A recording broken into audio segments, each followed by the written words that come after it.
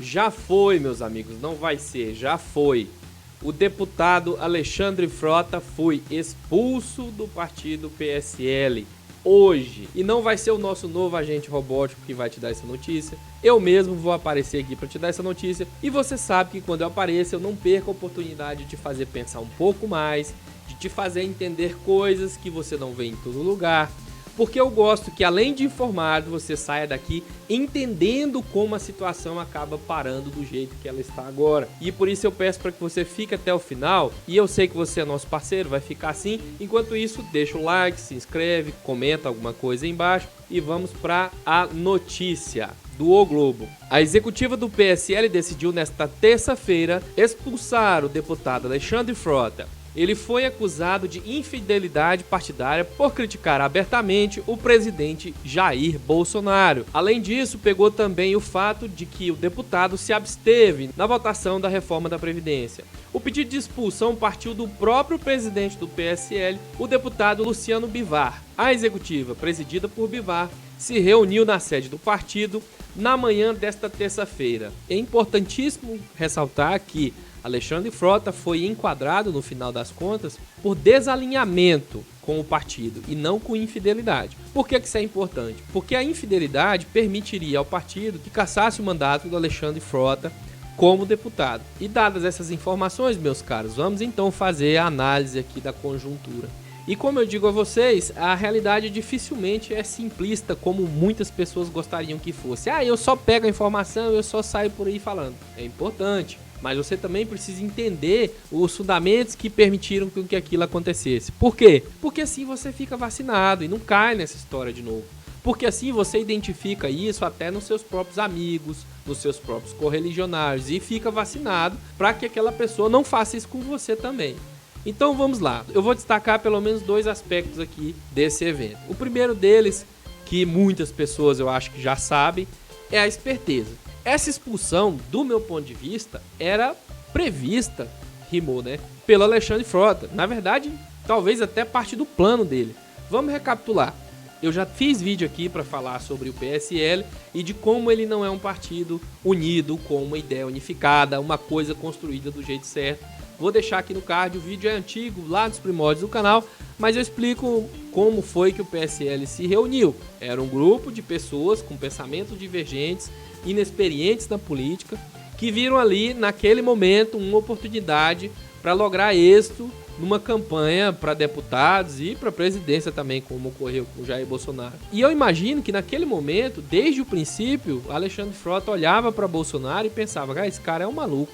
Não existe evolução humana tão rápida assim, o Bolsonaro nem mudou, nem o Frota ganhou um chip de inteligência. Então ele já tinha percebido isso, ele viu o Bolsonaro e falou, esse cara é doido.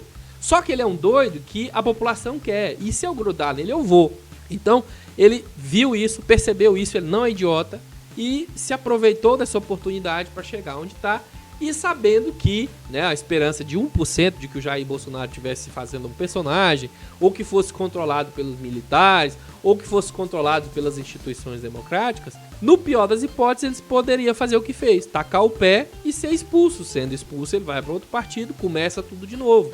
Ciente de que a memória do brasileiro é memória de avestruz, memória de peixe, via de regra, ele foi e acreditou. Afinal de contas, ele nunca foi político, então ele já estava de fora. O que ele podia perder com isso, não é mesmo? Então, para mim, foi uma esperteza planejada e ele está agora muito satisfeito, porque talvez ele nem tivesse meio de pedir para sair do partido por ele mesmo. Acabou que o partido saiu com ele e não cassou o mandato, então para ele foi muito bom. E o segundo aspecto, e aqui para a gente analisar esse, a gente tem que analisar separado cada um desses aspectos sempre. É importante que se reúna as informações quando convém, mas certas partes da análise precisam ser feitas separadas. E aqui eu peço para que você esqueça que foi um projeto pensado de esperteza para que você possa entender essa segunda parte. Essa segunda parte diz respeito a um conflito que existe entre agremiações e os seus membros. Com agremiações eu digo clubes de futebol, partidos políticos, conselhos profissionais, igreja e tudo que seja chefiado por alguém e que reúna pessoas. E com membro eu digo qualquer pessoa que se filie a qualquer uma dessas coisas, não necessariamente se filiando a uma única só. Eu, por exemplo, tenho experiências insatisfatórias com várias agremiações diferentes, justamente porque, eu vou falar para vocês aqui agora, as agremiações, via de regra, não permitem a divergência fora das suas cúpulas. Se você é membro de um partido, de qualquer coisa, você só pode opinar se você for muito importante.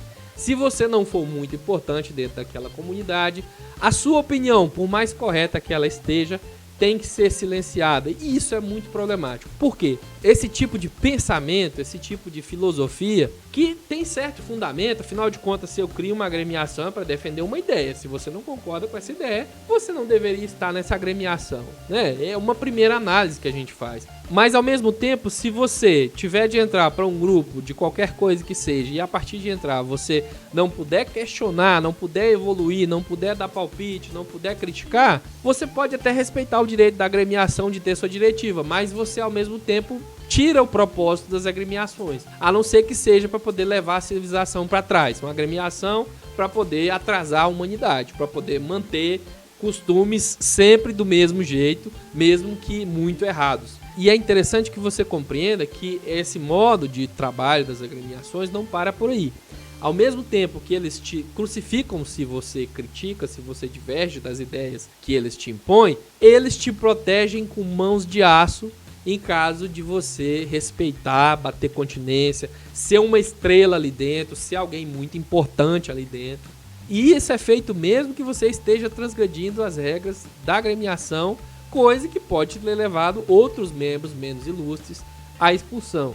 E se você não entendeu ainda, isso se aplica ao surgimento de aberrações como Deltan Dallagnol, Sérgio Moro, as transgressões e os abusos de autoridade que estão sendo proferidos pelos militares, principalmente agora, durante o governo do Jair Bolsonaro, porque, como eu acabei de dizer, quando você respeita perfeitamente o que eles estabelecem ali, sendo isso errado ou não, ou quando você é muito ilustre, como é o caso de Deltan Dallagnol e Moro, dentro de suas respectivas agremiações, eles te protegem com mãos de aço.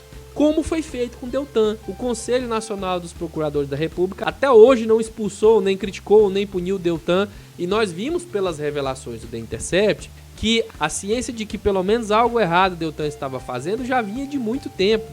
Mesmo assim, eles preferiram passar a mão, fechar os olhos, ignorar, empurrar com a barriga, vista a importância que o Deltan tinha para a imagem do órgão naquela época. O mesmo aconteceu com o Moro e o Conselho dos Magistrados. O mesmo acontece com a polícia e com a corregedoria da polícia. Não adianta você ir lá denunciar. Eles vão proteger esses policiais até a morte. Ao passo que, se o policial fizer qualquer coisinha, inclusive, por exemplo, ser contra Jair Bolsonaro, ele pode vir a sofrer severas punições ali dentro. Portanto, eu quero que você entenda que, depois que o Frota tá lá dentro, esquecendo a origem dele, ele está vivenciando algo que nós já vivenciamos aqui fora. Nós de fora sofremos os efeitos dessas proteções da agremiação e os membros de outras agremiações sofrem os efeitos ou da proteção ou da acusação severa que essas agremiações exercem. Nós precisamos discutir isso, porque os problemas estão aí na sociedade para que todos vejam. Será que realmente faz bem que nós continuamos mantendo partidos políticos, sindicatos, Conselho de Procuradores, Conselho de Magistrados, Conselho da Polícia, como órgãos que não aceitam questionamento público? Não, nós não estamos falando de divergir na atitude, porque se você for prestar atenção, o Alexandre Frota não agiu errado na atitude como parlamentar. Ele defendeu a mudança de ideias dentro do seu partido. E para agravar mais um pouco, não necessariamente foi contra as ideias do seu partido, ele foi contra a ideia de uma celebridade no seu partido. Porque, por mais que seja um pouco complicado para a gente entender, o presidente Jair Bolsonaro não é presidente do partido PSL. Ele é um membro como qualquer outro lá dentro. Tudo bem que ele deve ter algum privilégio lá dentro, mas não sendo presidente, não fazendo parte da administração do partido, ele deveria ser questionado como qualquer um outro membro. Ah, mas esses questionamentos deveriam ser feitos a portas fechadas, roupa suja e se lava em casa. É justamente esse tipo de problema que gera o protecionismo.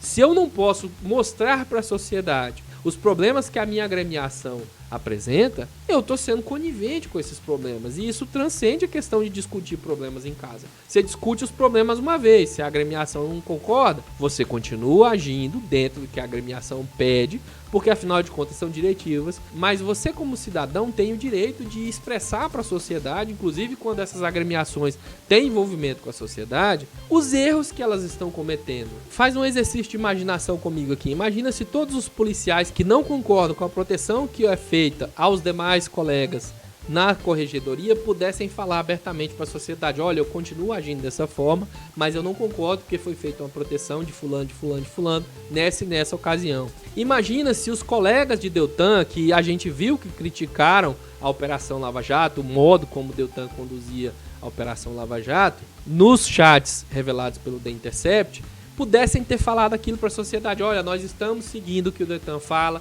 porque é a nossa responsabilidade profissional, mas nós não concordamos com os métodos que ele está adotando, a despeito dos códigos, a despeito das normas, a despeito da ética. E eu deixo com você aí essas duas reflexões, espero que você tenha entendido os nossos pontos aqui, comente aí embaixo as suas preocupações, a sua opinião sobre isso, não se esqueça de se inscrever no canal, curtir os nossos vídeos, compartilhar nas suas redes sociais. Meu nome é Ronieri, muito obrigado, até o próximo vídeo, tchau!